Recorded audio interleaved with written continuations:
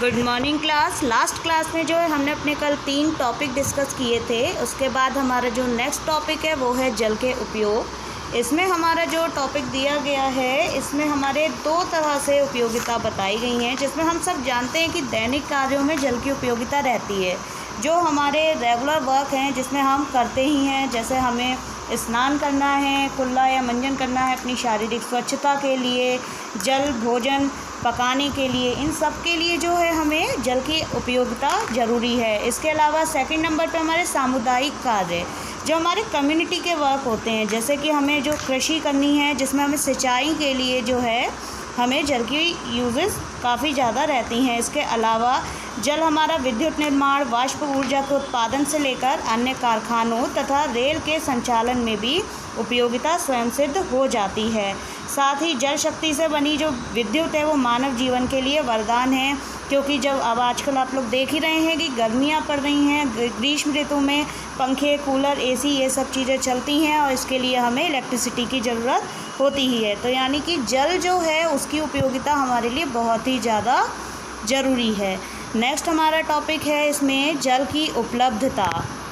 जल की उपलब्धता आप लोग देख रहे हैं आपके इस पेज पर जो है ये टेबल बनी हुई है। स्रोतों के आधार पर जलमंडल में जल की मात्रा, हमारे जो विभिन्न स्रोत हैं जिनसे हमें जल मिल रहा है, जैसे हमारे महासागर है, नदियां हैं, कुएं हैं, झरने हैं, तालाब है, झील है, इन विभिन्न प्रकार के स्रोतों से हमें जल मिलता है और इसमें जल का इतिहास बताया है। इसके अलावा जल की मात्रा है। तो ये टेबल बेटा आपको जो है याद करनी पड़ेगी, आप इसे एक बार चेक कर सकते हैं, रीड आउट कर सकते हैं, ठीक है। बाकी के सारे पिक्स जो है वो मैंने आपको जो है फ़ोटोज़ भेज दिए हैं, आप उसमें से चैप्टर को देख सकते हैं और अपने क्वेश्चंस के आंसर भी उसमें नोट डाउन कर सकते हैं, ठीक है। जल की उपलब्धता के बाद हमारा जो नेक्स्ट टॉपिक आता है वो है हमारा जल प्राप्ति के मुख्य स्रोत। जल प्राप्ति के स्रोत, जिसमें हमारा सबसे पहला स्रोत जो है वो है जल का अनंत स्रोत महासागर।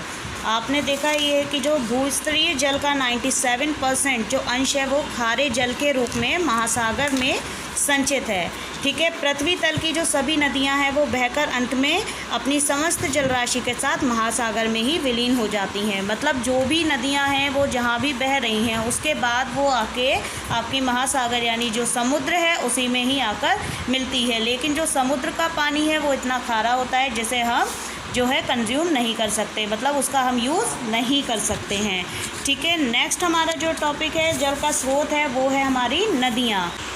नदियाँ जो है ये हमारा इसका सेकंड जो है इसका स्रोत है, यानी कि सोर्स है। नदियाँ आदिकाल से जल प्राप्ति का महत्वपूर्ण स्रोत रही हैं, यानी कि पुराने समय से ही नदियाँ जल का महत्वपूर्ण स्रोत है, ठीक है। नदियों में या तो वर्षा का जल बहता है या पहाड़ों से पिघलकर आने वाली बर्फ़ का जल समाहित होता है। नदियाँ जल का वे स्रोत होती हैं जो निश्चित दिशा में एक धारा के रूप में निरंतर बहती रहती हैं, ठीक है। भारतवर्ष में असंख्य लोग अपनी जल की आवश्यकता को नदियों से ही पूर्ण करते हैं। इसके बाद इसमें आपके देखिए 2 गुण बताए हुए हैं नदियों के जल के मुख्य गुण। सामान्यतः जो नदियों का जल होता है वो बहुत ही ज़्यादा शुद्ध होता है, इसमें विभिन्न तरीके की कोई भी अशुद्धियाँ नहीं पाई जाती हैं, ठीक है। इस बुक में तो आपके अभी 2 ही गुण इसमें बताए गए हैं। नेक्स्ट इसमें आपका पॉइंट्स आते हैं नदियों के जल को दूषित होने से बचाने के उपाय। इट्स मीन्स इसमें आप कैसे अपने जो नदियाँ हैं उसका जल किस तरह से दूषित होने से बचा सकते हैं।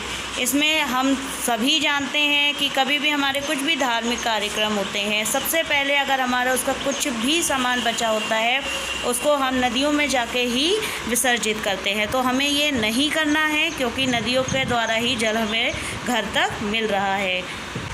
नेक्स्ट पॉइंट है आपका इसमें नदियों का जल जो है वो कुछ हद तक आपका स्वतः ही शुद्ध रहता है, क्योंकि जो नदियां हैं वो तीव्र गति से बहती रहती हैं, तो इसमें अशुद्धियां एक ही समय तक टिकी नहीं रहती, इसलिए वो अपने आप से ही शुद्ध होता रहता है।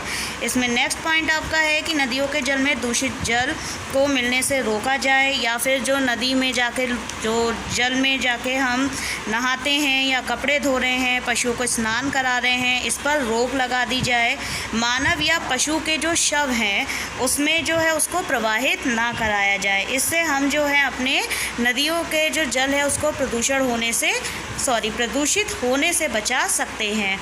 नेक्स्ट पॉइंट है इसमें आपका, नदियों के जल में जो औद्योगिक प्रदूषण है, यानी जो कारखानों से निकलने वाले कुछ रासायनिक पदार्थ हैं, उनको जो है नदियों के जल में मिलने से रोकने के लिए भी व्यापक रूप से उपाय करने चाहिए। साथ में जो नदियों में कुछ जलीय जीव जैसे मछली, कछुए आदि ये भी रहते हैं, तो ये सभी जीव जंतु पानी की अनेक गंदगियों को खाकर समाप्त कर देते हैं। ठीक है।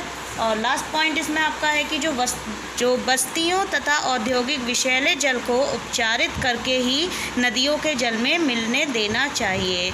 मतलब वहाँ से जो आपके गांव वगैरह के क्षेत्र हैं, वहाँ से जो पानी निकासी हो रही है उसको नदियों में मिलने से रोकना चाहिए। नेक्स्ट पॉइंट इसमें आपका आता है, जो जल का स्रोत है वो है वर्षा। ये आपका जल का अविरल स्रोत है, इसको मुख्य स्रोत के रूप में माना जाता है। ठीक है। आपका जो वर्षा का जल होता है वो बहुत ही ज़्यादा शुद्ध जल होता है, लेकिन जैसे जैसे वो हमारे वायुमंडल यानी एटमॉस्फेयर में मिलता जाता है, हमारे एटमॉस्फेयर में कई सारी अशुद्धियाँ होती हैं जो इस वर्षा के जल में मिक्स हो जाती हैं। इसलिए वर्षा का ये जल जो है वो हमारे यूज़फुल नहीं होता कि हम इसे डायरेक्टली यूज़ कर सकें। लेकिन हम इसकी कुछ समय तक स्टोरेज करके और कई तरीके की इसमें प्रोसेस अपना के इस जल को शुद्ध करके यूज़ कर सकते हैं। तो वर्षा का जो जल है वो बहुत ही ज़्यादा महत्वपूर्ण स्रोत है, इसलिए इसको कहा गया है कि जो जल का अविरल स्रोत है वो हमारा वर्षा होती है। ठीक है। आज की वीडियो में सिर्फ इतना ही, बाकी के जो हमारे पॉइंट्स रह गए हैं वो हम अपनी नेक्स्ट वीडियो में डिस्कस करेंगे। तब तक के लिए good bye, stay home, stay safe, thank you.